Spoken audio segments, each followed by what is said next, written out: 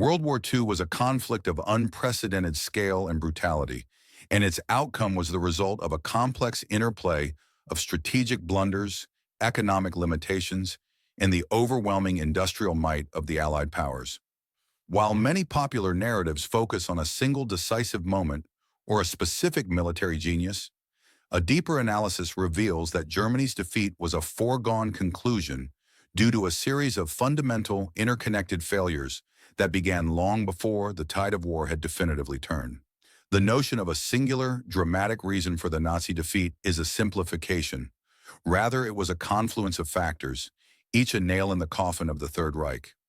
The first and most significant reason for Germany's loss was strategic overreach and a failure of grand strategy. From the outset, Adolf Hitler's ambitions were boundless and ultimately self-defeating. Germany began the war with a string of stunning victories, largely due to the innovative tactics of blitzkrieg, which emphasized speed, surprise, and coordinated combined arms assaults. However, this early success led to a fatal miscalculation: the belief that the Wehrmacht was invincible and that a quick, decisive war was always possible. This hubris culminated in the disastrous decision to invade the Soviet Union in June 1941, codenamed Operation Barbarossa. This move was a catastrophic strategic blunder. It opened a massive second front, diverting vast resources and manpower away from the fight against Britain and later the United States. The Eastern Front became a colossal meat grinder, consuming the bulk of Germany's military power and logistical capacity. The sheer size of the Soviet Union, combined with its harsh winters and the resilience of its people, proved to be an insurmountable obstacle. The Wehrmacht was designed for short, sharp campaigns, not a protracted war of attrition against an adversary with a seemingly endless supply of soldiers and raw materials. The second major factor was Germany's fundamental economic and industrial inferiority compared to the combined might of the Allied powers. While Germany's industrial base was advanced and highly efficient in certain sectors, it simply could not compete with the enormous industrial capacity of the United States, and to a lesser extent, the Soviet Union and the British Empire. The American arsenal of democracy was truly a game changer. By 1944, the U.S. was producing more war materials than all of the Axis powers combined. Tanks, planes, ships, and munitions poured out of American factories in a seemingly endless stream, overwhelming German production. Germany's economy, while initially successful at converting to wartime production, was hampered by several key issues. It suffered from a severe lack of strategic raw materials, particularly oil. The German war machine was heavily reliant on synthetic fuels, a costly and inefficient process. The need for oil drove many of Hitler's strategic decisions, including the desperate and ultimately failed push for the oil fields of the Caucasus. Furthermore, the German economy was never fully mobilized for total war in the same way as the Allied nations. Production was fragmented with rivalries between different government agencies and military branches, leading to inefficiencies and a lack of coordination. Albert Speer's later efforts to rationalize and centralize production helped, but it was too little, too late. The third critical reason was the failure of German technology and logistics. While Germany produced some of the most feared and technologically advanced weapons of the war, such as the V-2 rocket and the Tiger tank, these were often complex, expensive to produce, and difficult to maintain. They were also manufactured in insufficient numbers to have a decisive impact.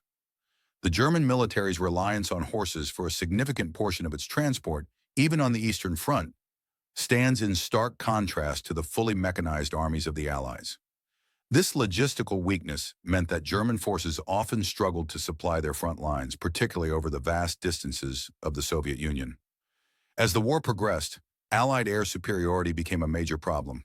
The strategic bombing campaigns of the Royal Air Force and the U.S. Army Air Forces systematically targeted German factories, oil refineries, and transportation networks. This bombing campaign, while controversial in its effectiveness and morality, undoubtedly crippled Germany's ability to produce and transport war materials, further exacerbating their logistical problems.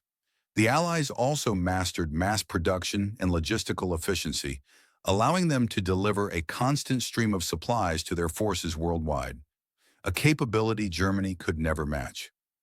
The fourth factor was the overwhelming and sustained resistance of the Allied nations.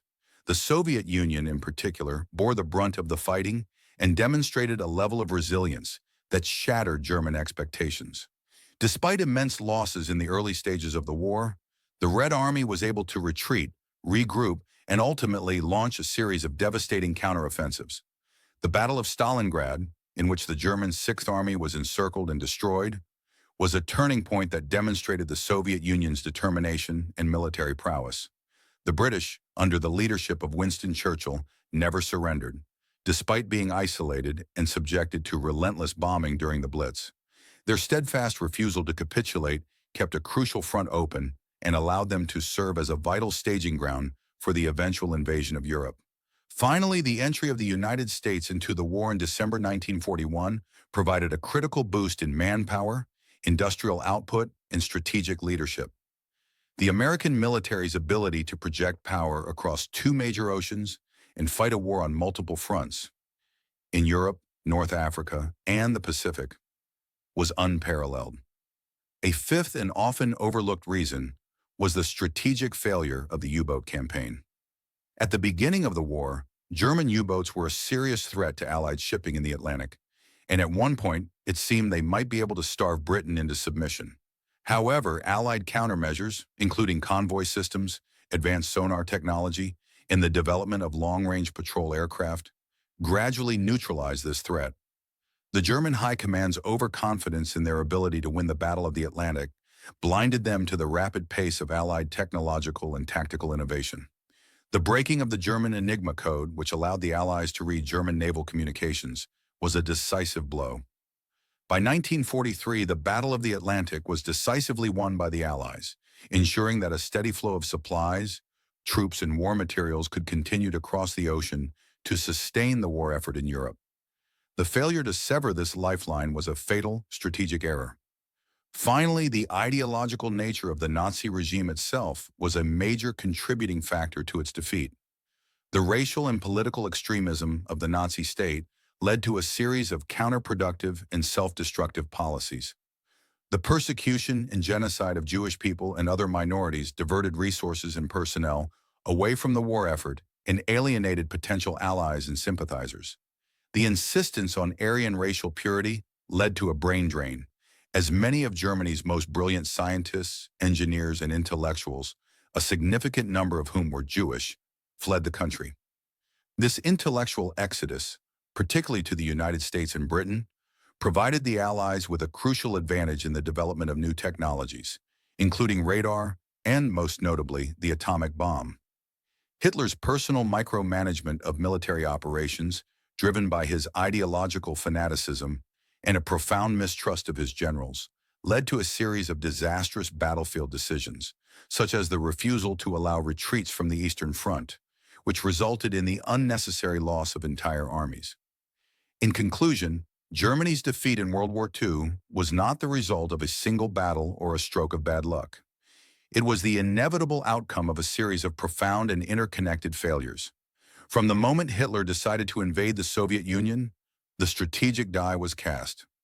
The Third Reich lacked the economic and industrial capacity to fight a global war against the world's major powers. Its technological advantages were neutralized by Allied mass production and ingenuity. The resilience of the British and the sheer scale of the Soviet and American war efforts proved to be an insurmountable force.